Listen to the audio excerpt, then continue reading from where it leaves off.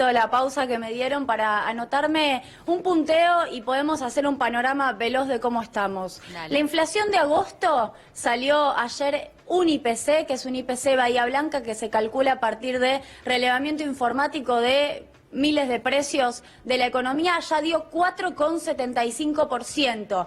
Viene siendo una medición bastante conservadora, bastante moderada, pero se está hablando de 5% de inflación de agosto, posiblemente valor similar para septiembre, o tal vez, de acuerdo a que pase con el dólar, puede escaparse un poco más.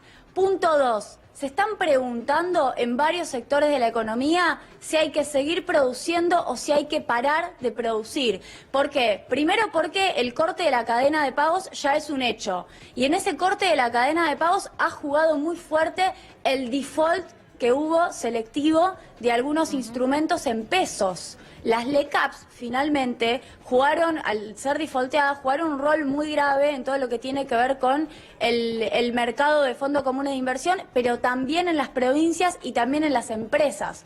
Con lo cual eso terminó agudizando la situación. Tenemos la mitad de la capacidad instalada sin utilizar, tenemos 150.000 empleos industriales menos desde diciembre de 2015. Esta no es una situación que se revierta con el dólar calmo, sino que sigue su descenso. Y quería mencionar una cosa más. Bueno, de los 2.000 pesos que les van a pagar a los beneficiarios de AUH en septiembre y en octubre, que fue anunciado exactamente después de la suba del dólar post 11 de agosto, estimamos desde el CEPA que 1.150 pesos se los come la inflación.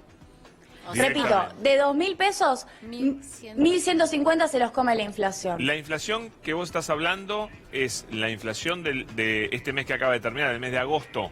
Se duplicaría con respecto a julio, más o menos el doble. Claro.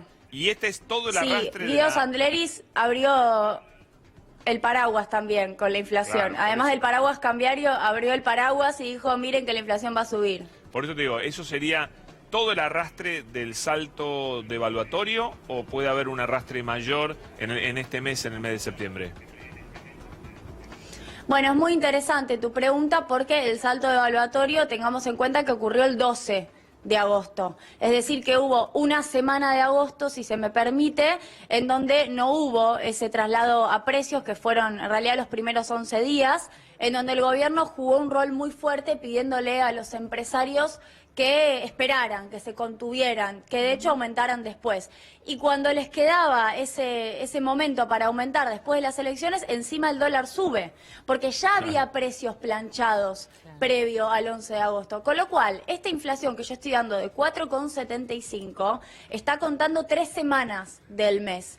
Y la actualización por dólar subiendo va a continuar en septiembre.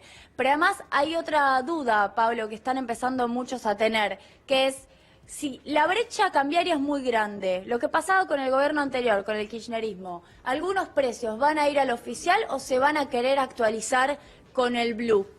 Esa es un interrogante verdaderamente relevante para los meses que vienen. Vos sabés, Julia, que hoy arrancábamos el programa hablando de una cierta calma planteada en valores como 57 la cotización del dólar en estos momentos o 2.526 puntos el riesgo país. Pero decíamos, lo más importante, y lo decía el propio Pablo, es qué va a pasar con la salida de los depósitos, que no se detuvo en los últimos días.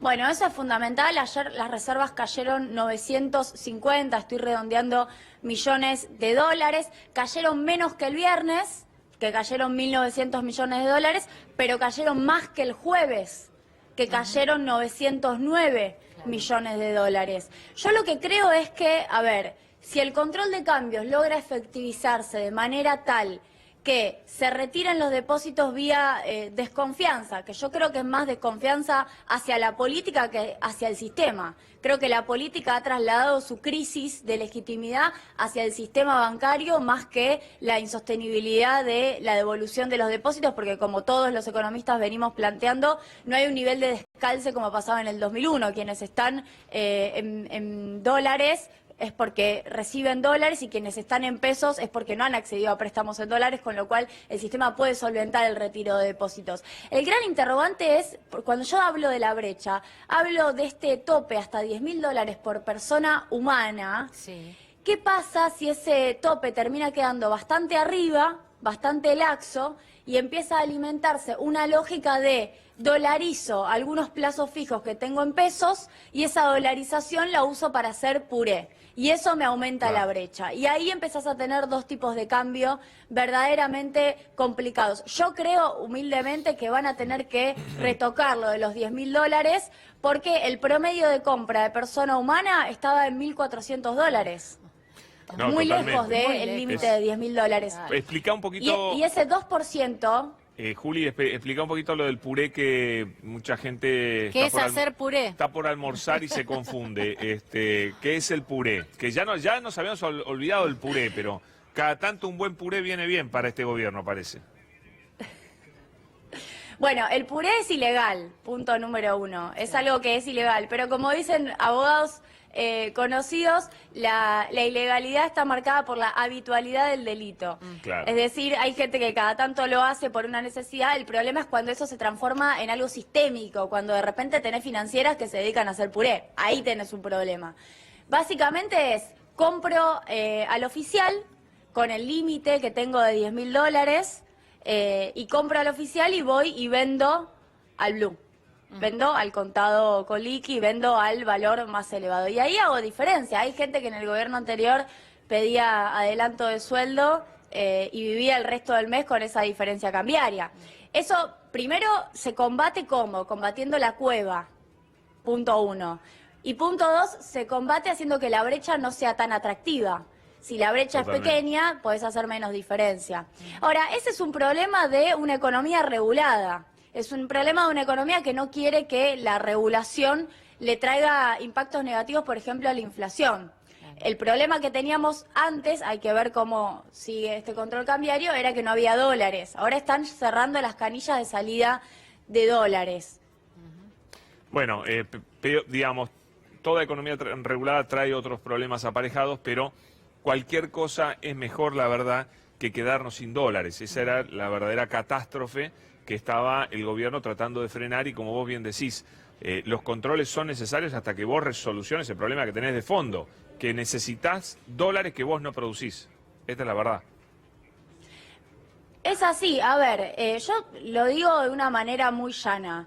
Argentina necesita dólares para pagar la deuda, que ya es todo un problema, para financiar a quienes se quieran ir de viaje, lo cual está muy bien, para darle dólares a quienes quieran atesorar, para darle dólares a las empresas para importar.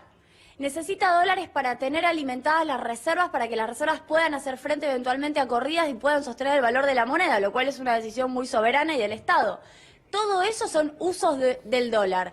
¿Cuáles son las fuentes del dólar? Por ahora es solo una: el endeudamiento externo. Claro. ¿Cuál es la fuente más genuina? El superávit de balanza comercial, que hace tiempo que lo hemos perdido, pero lo más grave es que no se hizo nada con el endeudamiento para recuperarlo. Finalmente hoy seguimos descansando en el campo y vaca muerta, y vamos viendo cómo los dólares pueden aparecer por esos lugares. Es decir, tenemos más de 10 necesidades de dólar y solamente una fuente de provisión de dólares. Y eso es algo que hay que modificar, estructuralmente hay que modificar. Yo digo, la economía, como dicen los liberales, es la administración eficiente de bien escaso o de un bien escaso. Bueno, el bien escaso es el dólar, con lo cual su administración rige como una máxima que no debería ser transitoria. Deberíamos aprender a convivir con esto. Ahora, si el gobierno hubiera puesto estos controles, a grosso modo, para la fuga grande, los controles para que los exportadores liquiden, los controles para que no haya giro de utilidades, posiblemente el cepo, entre comillas, la limitación a la compra minorista, no hubiera sido tan dura. Pero no lo hicieron. Gracias, Julia, por este contacto. Gracias a ustedes. Gracias.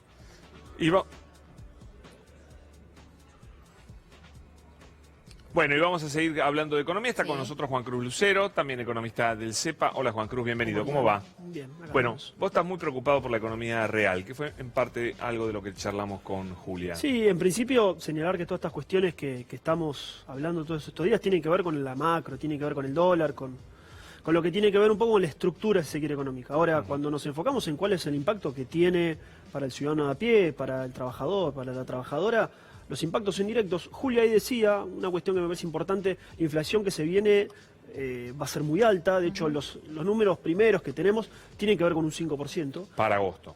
Solo para agosto. Y en general cuando uno piensa en términos de lo que tiene que ver las devaluaciones, lo primero que afecta son los alimentos, porque Sí. en Argentina son exportables, con lo cual el precio es internacional. Y después hay que pensar los medicamentos también, para un sector que todavía no ha sido resuelta su problemática, como es los jubilados, y que son, uno puede decir, bueno, víctimas de todo este proceso de dolarización que tiene que ver con un país que ha mostrado una inestabilidad cambiaria enorme. ¿Vos decís que se más llega aumento con- de medicamentos? Sí, por supuesto. De nosotros- alimentos y de medicamentos por arriba de la inflación. Viene pasando, de hecho nosotros publicamos hace no mucho tiempo que los medicamentos crecieron 340% desde 2015. Por supuesto, las jubilaciones la mínimas. inflación? No, olvídate. No, fue un poco menor, pero digo, las jubilaciones, que son No, ni lo más, está muy por detrás. La jubilación mínima está por debajo de 180%, es decir, casi la mitad. Y esta cuestión me parece importante vincularla con que ayer fue el Día de la Industria.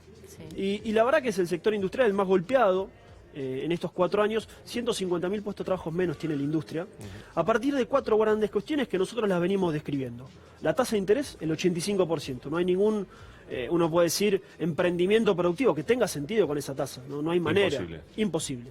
Y no tenés capital de trabajo, porque no puedes Ni pedir hablar, crédito. no podés cambiar un cheque. Es imposible. Y además, el que tiene plata, claramente no la va a poner en un emprendimiento productivo, la va a poner en la bicicleta. La segunda cuestión, las tarifas. Ya nos olvidamos de las tarifas, pero aumentaron entre un 2.000 y un 3.000%. Son insumos básicos, el gas y la electricidad para producir. Es imposible producir. La tercera cuestión es la apertura importadora, que claramente reemplaza producción local por importada, que si bien en todo este contexto se ve aminorada porque el dólar está carísimo, sigue afectando. Y la cuarta cuestión es lo que hablamos recién, tiene que ver con el poder adquisitivo. Todos los que trabajan acá, vos, yo, tenemos menos poder de compra, porque nuestro salario vale cada vez menos. Entonces le compramos cada vez menos producto a la industria local. Y eso es un grave problema, porque es empleo registrado, de calidad y de alto poder adquisitivo. Te junto los dos temas. Ayer Sebastián Bagó dijo, laboratorio Sí, Bagó, sí. de lo Sí. más importante, 10% de caída de ventas. De medicamentos, ¿eh? Estamos hablando de locura. medicamentos, Bueno, no pero estamos lo hablando de... hablamos a diario, no es que se venden menos medicamentos porque la gente esté más sana, en realidad, porque no puede comprarlo, ¿no? Sí, Lo claro. vemos en las farmacias muchas veces, con especialmente la gente más grande que tiene que elegir qué medicamento tomar. Ahora, yo te pregunto, en este marco, ¿no? En este momento que estamos parados, ¿cómo se ataca la inflación? Porque, ¿qué tienen, digamos, como para atacarla en una economía tan endeble? Bueno, en principio creo que no es una problemática que se puede resolver en el corto plazo, sobre todo en estos momentos de enorme inestabilidad. Digo, hoy, o los días ayer, hoy, el dólar está un poco más calmo, pero la verdad es que no sabemos y nadie puede decirnos si mañana, pasado o la semana que viene va a estar más alto. Porque es lo que ha venido pasando desde el 2018 a la fecha. Sube mucho, baja un poco, no sabemos. Entonces, eso es un grave problema porque hay muchos componentes que están dolarizados, que son insumos que se importan para producir.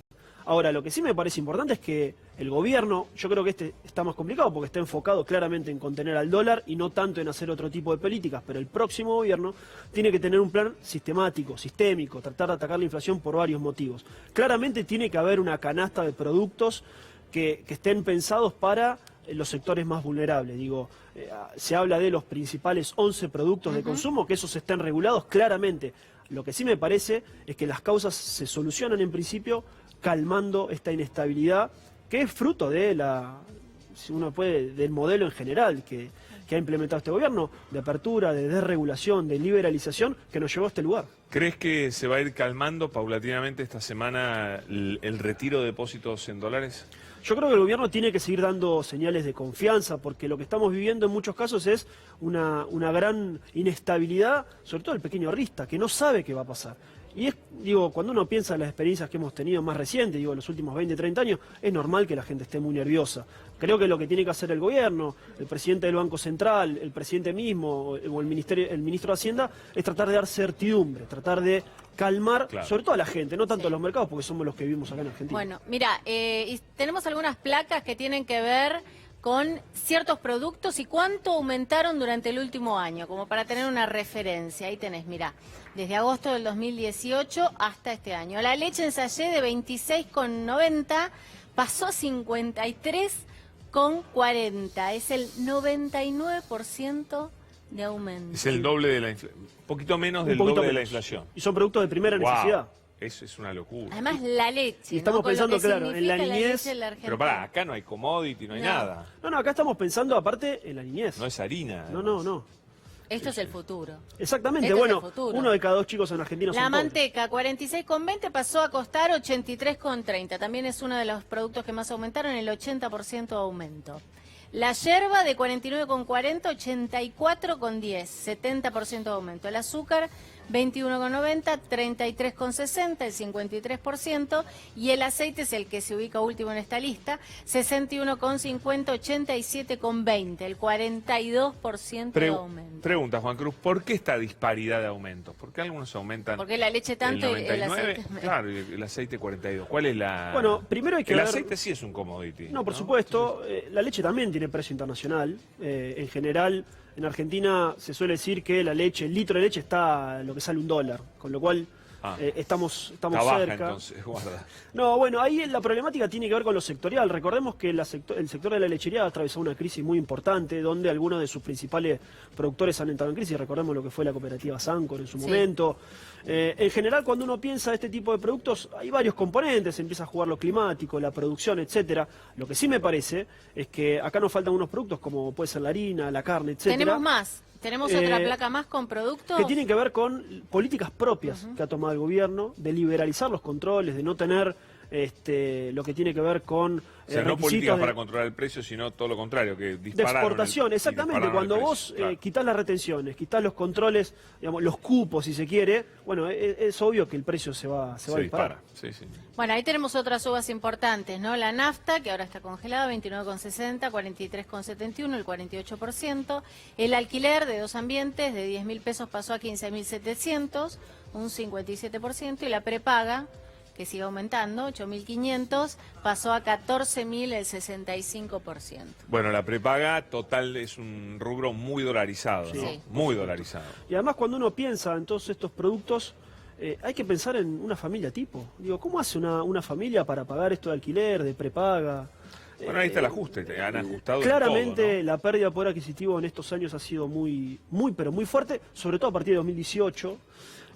Y me parece que yo cuando veía los productos pensaba, digo, ¿qué fue de la Secretaría de Comercio? ¿No?